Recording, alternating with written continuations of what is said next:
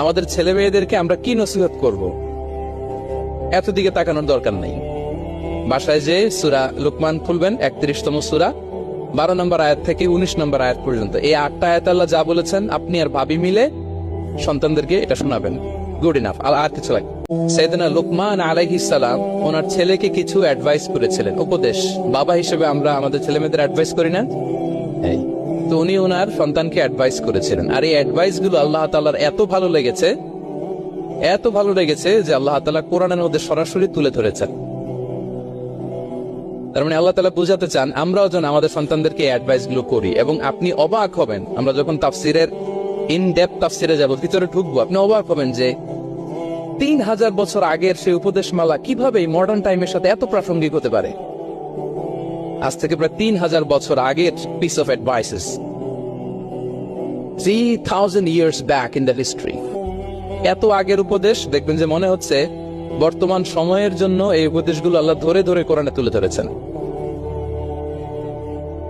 তো এই জন্য আমাদের ছেলে মেয়েদেরকে আমরা কি নসিহত করব, এত দিকে তাকানোর দরকার নেই।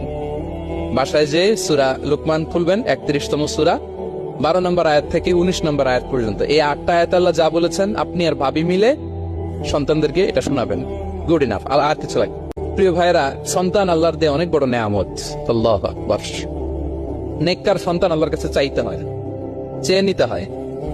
নবীরা দোয়া করেছেন, রব্বি হাবলি মিনাস সালিহিন, আল্লাহ নেককার সন্তান দেন, হে আল্লাহ নেককার পুণ্যবান সন্তান দেন। আল্লাহ এমন সন্তান দেন যাদেরকে দেখলে আমাদের চোখ জুড়ায়। রব্বি জাআলনি মুকিমাস সালাতি ওয়া মিন যুররিয়াতি, আল্লাহ আমাকেও নামাজ কায়েমকারী বানান, আমার সন্তানকেও বানান। তো সন্তানের জন্য দোয়া করতে হয়, নেককার সন্তান চাইতে হয়। যারা বিয়ে করেছেন এখনো সন্তান পান নাই, আল্লাহ তাআলা আপনাদেরকে অচিরেই এই সন্তান দান করে আপনাদেরকে ধন্য করুক। যারা এখনো বিয়ে করেননি, বিয়ের পরে আল্লাহ তাআলা আপনাদেরকে সন্তান দান করুক। এটা অনেক বড় নেয়ামা, এটা আল্লাহর কাছে চাইতে হয়। তো এই আলোচনাটা সবার সাথে প্রাসঙ্গিক। যারা বাবা, তাদের তো লাগবে ইনস্ট্যান্ট, আজকে রাত্রে যে শোনাইতে পারবেন। যারা বাবা হতে যাচ্ছেন তারাও আগে থেকে জেনে রাখলেন, ওয়েল প্রিপেয়ার্ড। আর যারা এখনো বিয়েই করেন নাই, প্ল্যান করে রাখেন যে এইটা আমি আমার ওয়াইফের সাথে প্ল্যান করে এই নাসিহাগুলো আমার সন্তানদেরকে আমরা শোনাবো। সবাই পড়ুন ইনশাআল্লাহ। এবার প্রশ্ন করে উত্তর দেন, সূরাটার নাম কি? মাক্কি না মাদানী? কত নম্বর সূরা কোরআনের? 31 নম্বর সূরা। আচ্ছা প্রিয় ভাইয়েরা, কালামুল্লাহ মাজিদে কুরআন আল কারীমে আল্লাহ তাআলা মানুষের নামে মোট 8টি সূরা দিয়েছেন। মানুষের নাম কয়টি? এর মধ্যে 6টি সূরা 6 জন নবীর নামে। 6টি সূরা 6 জন। সূরা হুদ, সূরা ইউসুফ, সূরা ইউনুস, সূরা মুহাম্মদ, সূরা নূহ, সূরা ইব্রাহিম। এই 6 জন নবীর নামে 6টা সূরা। আর মানুষের নামে মোট 8টা, নবীর নামে গেল 6টা, আর রইল কয়টা? 2টা। আল্লাহর প্রিয় ভাজন একজন বান্দা এবং একজন বান্দি নামে আল্লাহ আরো 2টা সূরা দিলেন। আল্লাহর প্রিয় বান্দি মারিয়াম আলাইহিস সালাম, ঈসা আলাইহিস সালামের মা, ওনার নামে একটা সূরা আছে না? কি নাম? সূরা মারিয়াম। আর আরেকটা হচ্ছে এই যে সূরা লুকমান, উনি কিন্তু নবী না। তাহলে আবার বলি, মানুষের নামে আল্লাহ তাআলা কোরআনে কয়টা সূরা দিয়েছেন? 8টি।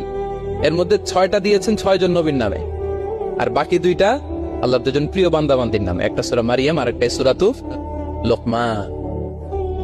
তো আমরা শুরুতেই জানবো যে এই লুকমান কে ছিলেন তিনি। লুকমান আলাইহিস সালাম আল্লাহর প্রিয় ভাজন একজন ব্যক্তি ছিলেন, খুব বিজ্ঞ একজন মানুষ ছিলেন, খুব জ্ঞানী প্রাজ্ঞ একজন ব্যক্তিত্ব ছিলেন। দেখতে উনি কালো ছিলেন, কুৎসিত। চামড়াটা কি ছিল? কালো, ব্ল্যাক।